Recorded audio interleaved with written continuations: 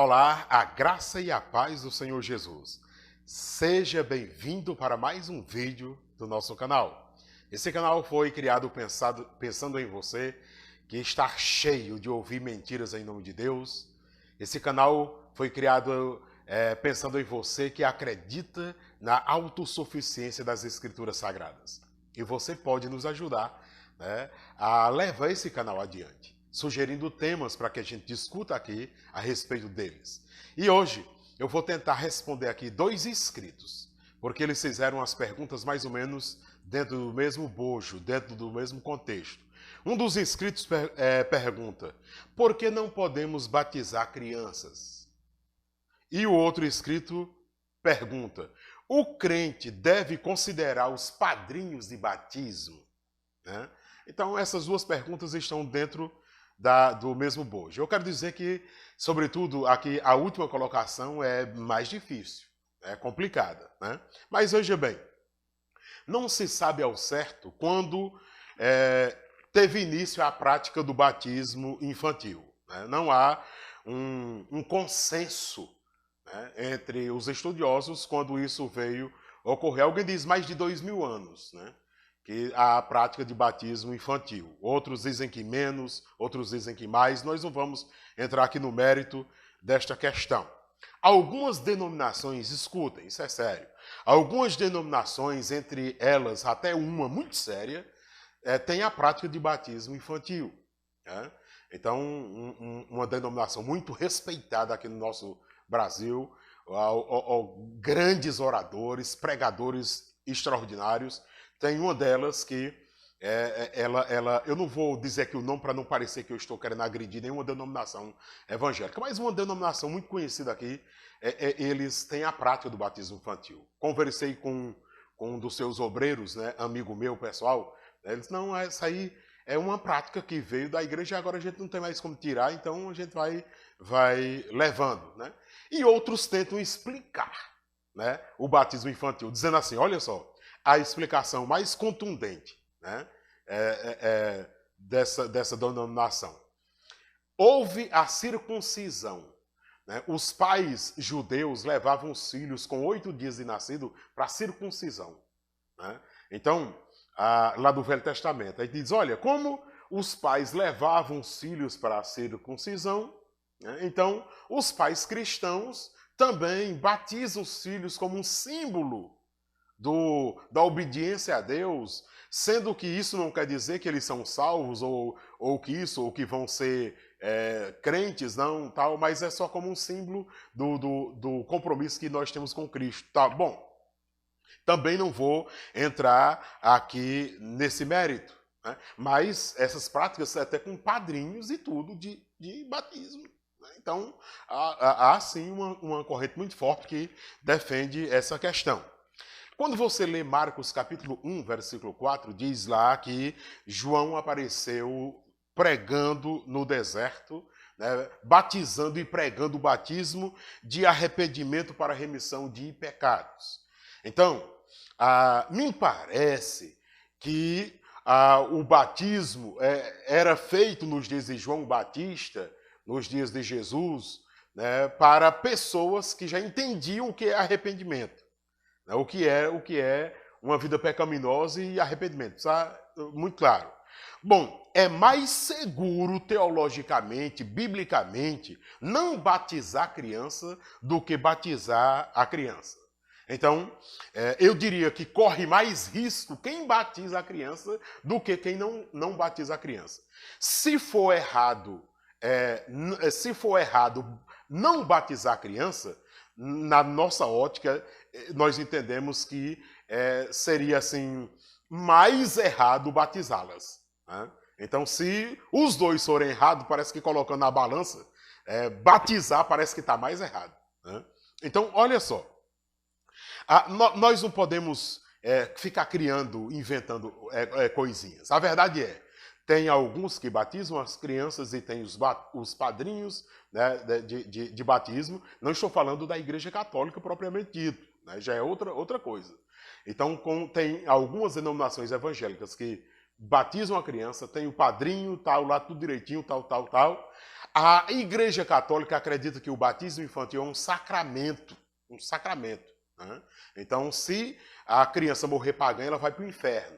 Quanto essa outra denominação evangélica, né, entende que não. Pois bem, então, seria né, um equívoco maior, mais pesado na nossa ótica bíblica, né, conforme o que está aqui, é batizar a criança. Né? Seria, sem sombras de dúvidas, muito mais errado do que não batizá-las, certo?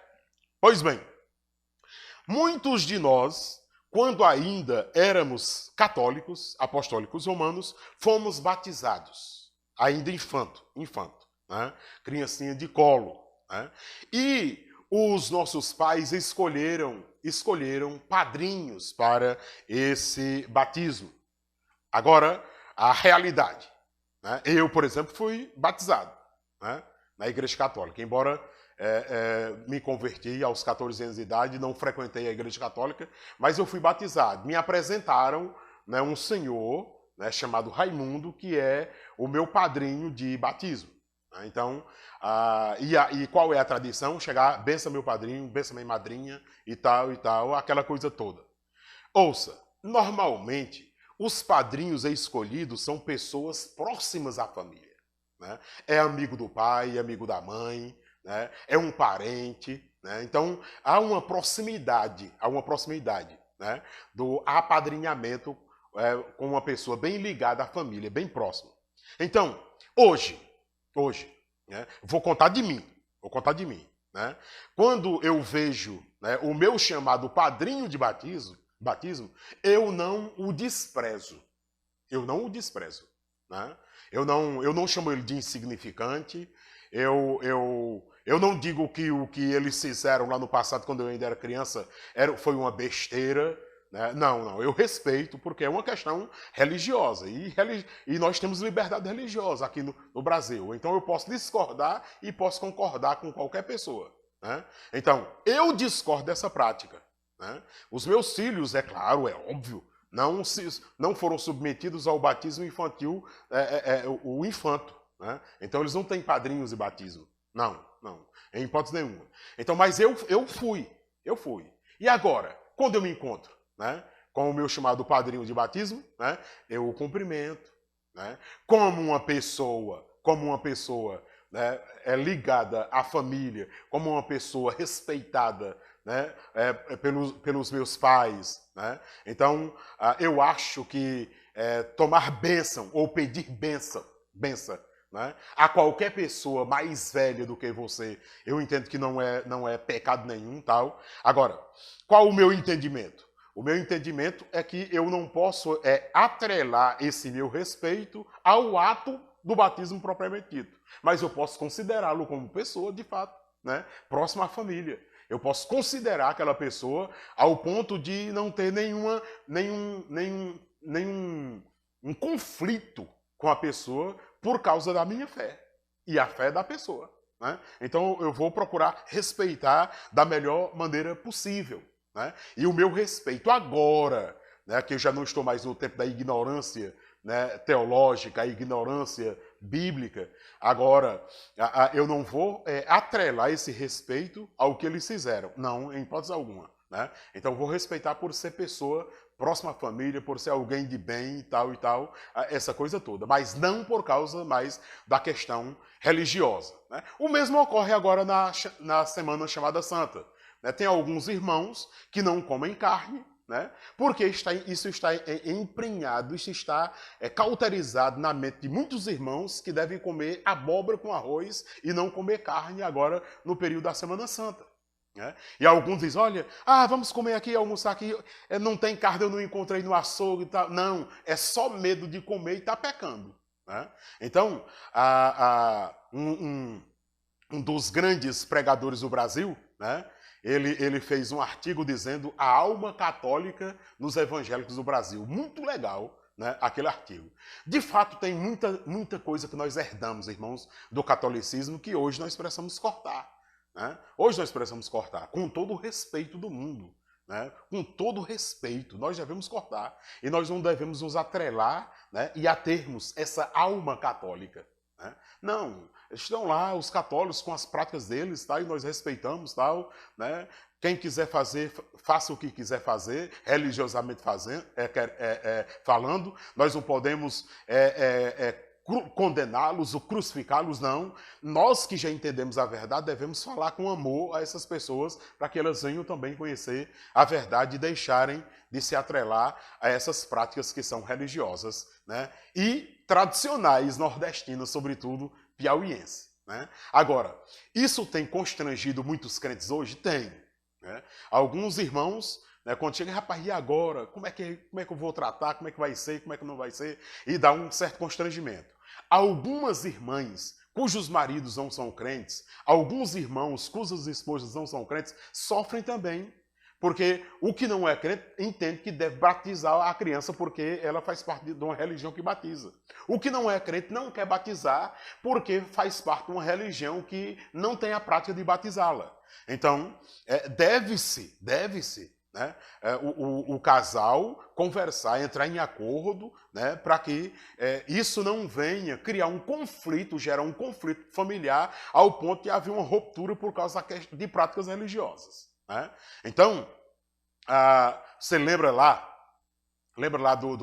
do grande general, né, que foi curado da lepra, o Naamã, né? Ele disse, olha, eu vou servir o Deus de Israel, né? Mas eu vou ter que entrar num templo pagão, porque o meu rei, o meu senhor, me obriga a fazer isso. Né? Então é obrigação minha, enquanto general, né, entrar lá. Mas eu quero dizer para você, ó profeta, que eu vou me deter em servir o Deus de Israel, porque é o Deus verdadeiro. Aquilo lá não vai passar de ídolos para mim. Irmãos, algumas coisas nós temos que cair na realidade. Né? Olha, nós que somos uma nova criatura, uma nova pessoa, temos que ter cuidado para que a gente não fira o orgulho religioso dos outros. Omitir a verdade em hipótese alguma.